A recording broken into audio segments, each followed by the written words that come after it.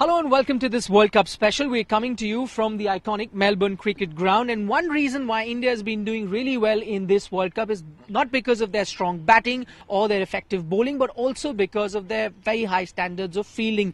In the next half an hour or so, we'll discuss about the various exciting pieces of fielding that have happened in the World Cup over the years. Some moments that really stand out, some images that have become iconic over the years. Joining me on the show, Dean Jones, Brian Lara, Sunil Gavaskar and Ian Chappell joins us from Sydney. Now, we've zeroed down on 4 such pieces of fielding. We'll start with the one that happened first from the 1975 final. 3 run-outs is what Viv Richards did at that time, and 2 of them were direct hits. The 3 gentlemen that he got out, 2 of them were the Chappell brothers. So since Ian is joining us on the show, Ian, yours wasn't a direct hit, but did you then learn it the hard way that never to run off a misfield? Yeah, the first run out I was batting with Alan Turner. I called him for a single. He was slow to back up, but I've seen the photos of the run out obviously since that game, and as far as I'm concerned, I don't believe there's any way that Alan Turner was out. If you see the photos, the bails aren't that far off the stumps, and Alan Turner's bat is at the level with the stumps. So, okay, he was given out, so in the scorebook, you're out, run out. But I don't believe... I always thought, when I hit it, I always thought there was a fairly comfortable single there. And there would have been a very comfortable single there if he'd have been backing up properly, but he was slow off the mark. But still, I think he made it. The next run out was my brother Greg. I cut it on the downslope at Lord's down towards the tavern side of the ground. And the ground that day was so fast. It had been a very dry spell in England, and boy, it was just running really quickly. And I cut it to Viv's left hand, and he dived, and the ball bounced off his hand away to his left, and he's a right-hand thrower. So I called Greg through. I thought there was a pretty comfortable run. Obviously I didn't see much of what happened because I was running to the non-striker's end. But somehow or other, Viv recovered, picked it up, and he must have swiveled and made the throw and threw the stumps down. Greg always said to me, and Greg's very quick to tell me that if he thought it was a bad call, but he said he thought there was a single there. But once again, it was just the quality of Viv's fielding. And the other run out that I was involved in was myself. I was the one who was run out eventually. Clive Lloyd was bowling. I hit it wide of mid-on, sort of between mid-wicket, mid-on. Didn't quite reach the boundary, but we got through for 2, and I think there was a bit of a fumble. Viv fumbled or something in the outfield, and I went for the 3rd one, and he produced a very good throw. Right, it didn't hit the stumps, but it was right over the stumps to Clive Lloyd, and I was run out. So we had 2 more run-outs after that. We had 5 in all, which for quite a long time was a world record. But fortunately for us, Warwickshire, I think, in a Gillette Cup final a few years later, they had 7 run-outs, broke our record. So thank heavens, last time I looked, we're number 2 on the list. At least we're not number 1. Right, so we heard it from the man who was involved in those runouts. Dino, to you, you must have been a youngster watching that game on telly, the finals. Did you think, as an Australian supporter, those 3 runouts changed the course of the game? Oh, absolutely. Something about Viv, we didn't really know a lot about the great man as we do today, but it's amazing what fielding does, and that really put him on his name on the big map of the world on how important fielding is, how fielding can change a game, and more importantly, if you can't field these days, you're not going to get picked. So it's a pretty important discipline to have in part of your game. Okay, now let's move on to the second bit of fielding, and this involves an Indian 1983 that catch that couple they took. The ball went like miles up in the air. You were playing that game. Did you have your heart in your mouth? Oh, no. The moment I saw Chappell going for it, I knew that he would be able to catch it. Because if there was one person who would have taken that catch, it was Chappell. And he ran sideways. He didn't run backwards, because that way sometimes you can lose your balance. But the way he had the ball in his sight all the way as he went sideways was really an example for, budding youngsters, how to keep your eye on the ball and still go and get your speed going as well. absolutely magnificent. Turned the match around because it was Viv Richards' wicket. So anyway, I wanted to talk to you about Chappell as a fielder. We talk about his batting, we talk about his bowling, but they say that when it came to athleticism, there were none like him on the field. I think he was a natural. I think he would have been very good in any sport if he had taken it. He would have been absolutely fine any sport. I mean, his speed on the ground. If you challenged him for a 100 meters dash, it was amazing because he would leave you behind. You were just sort of, eating the grass that, his feet were churning up as he ran ahead of you. He was sensational. I think he would have been an all-round sportsman, just a natural sportsperson. And he was terrific. Sonny, were you worried about in the '83 World Cup final with the guys that the actual spectators were running out on the field while he was trying to take the catch? That's quite disconcerting, surely. Well, I think it was Yashpal Sharma who was at deep square leg, who was actually coming, and we were at one stage worried that there would be a bit of a clash. Yeah. And in any case, Yash and Caps, because of the fact one plays for Punjab and one plays for neighbouring Haryana, there's always been a little bit of a argy-bargy over there. But Caps took extraordinary catch. Okay, now to the next contender on our list. This is from the 1992 World Cup, a World Cup that two of you played. That image has become iconic, Jonty Rhodes parallel to the ground getting the run out. Do you think that changed the way fielding was done? We're talking about the '83 World Cup where they were naturally very good fielders, but that brought in a whole new world of athleticism, would you say, that image in particular? I never thought Jonty hit the stumps as much as Herschel Gibbs, for example. I thought he was more dangerous throwing the balls at the stumps. And that iconic photo of Jonty powering through the stumps came about the fact that he missed throwing the stumps down twice. So when he got the ball the third time, I'm not going to miss it, so I'm just going to charge it. And it was a good thought at the time. Maybe he had a little negative thought, and he said, this time he's not going to miss my speed. But you talk about a guy who just was picked just for his fielding in one-day cricket, let alone his batting or other stuff. It was amazing. And more importantly, Jonty, when he fielded, it looked like it was fun to him. He just like a dog with a ball. He just wanted to field and run around all day. And all of a sudden, cricket, the important position behind point for guys, when these guys who smash it behind point, you better have your best fieldsman there or you're going to be sorted out.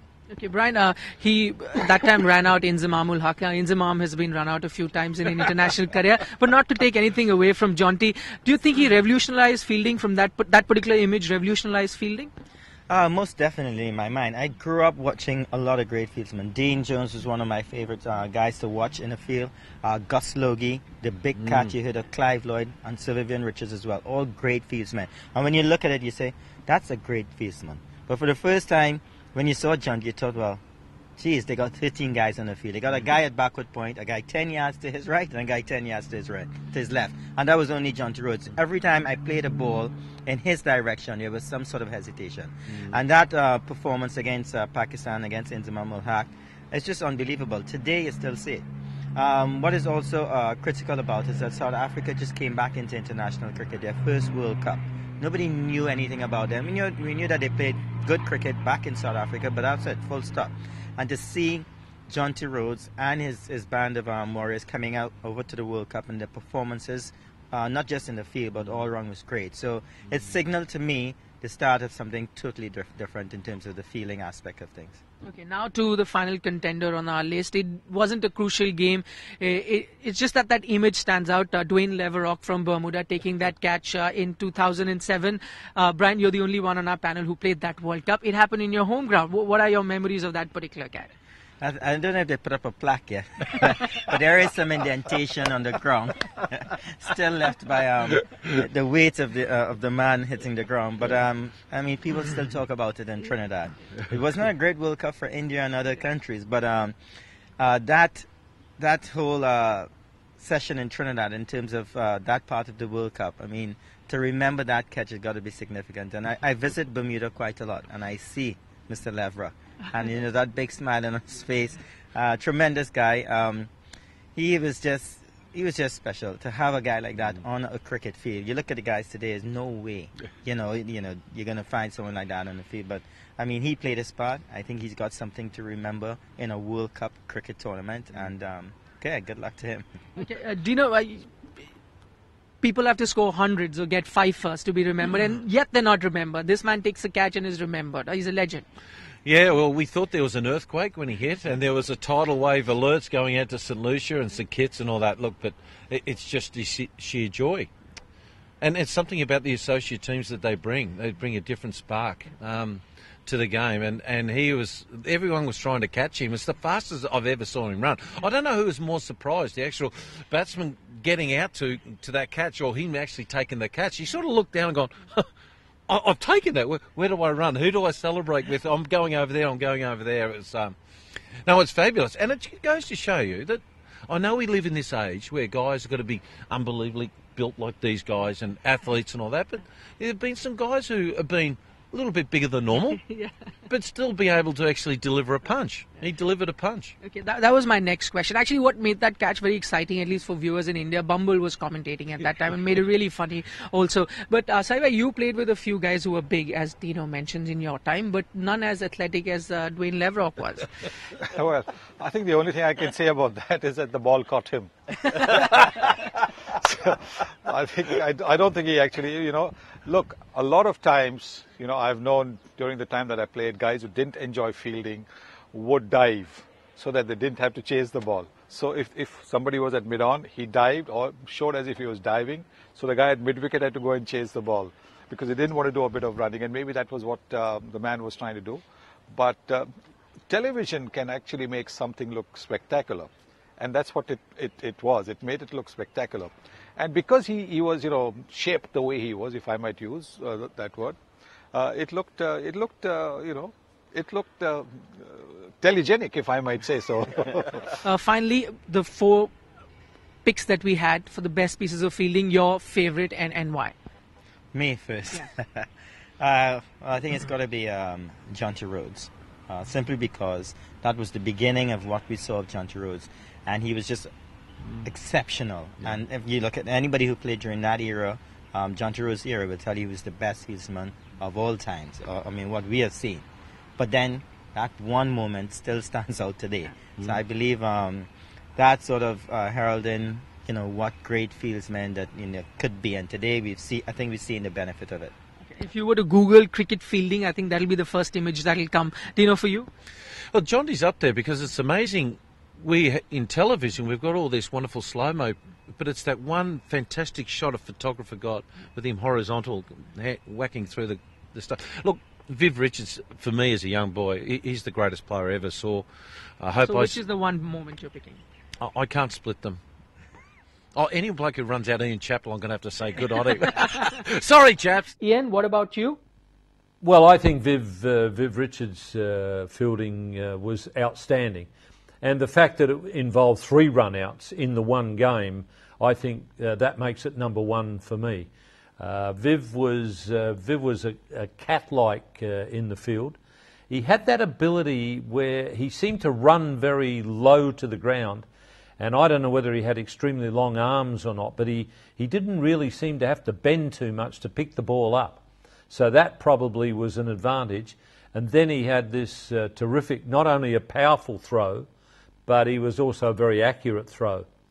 And in later years, he developed this method when chasing the ball with his back turned to the stumps. He could pick the ball up and jump and turn in the air with his both feet off the ground and fire a rocket from about 40 yards, 40 metres. I've never seen anybody else that could. I've seen other guys that could do the jump and the turn, but their throw was nowhere near as powerful as Viv. He was a brilliant fielder, and that was his early days where we just saw him in the covers, the cover point areas. But in latter days, he went into the slips. He was very good there.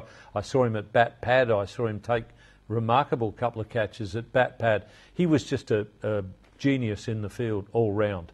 I know which one. No brainer, Chappell Dev's catch. There it is. Okay, of course, that got India the World Cup. Thanks so much for joining us, Sunil Gavaskar, Brian Lara and Dean Jones. Unfortunately, we couldn't fit in all the moments. There's that catch that Mark Watt took in slips in 1999. Final, Ajay Jadeja's catch, I remember, in 1992. Brilliant at that. But no moment from this World Cup as well. We've got a few games to go. Hopefully, we'll have one. Thanks so much for joining us on this special show that we were bringing to you from the MCG. But news updates continue after this break.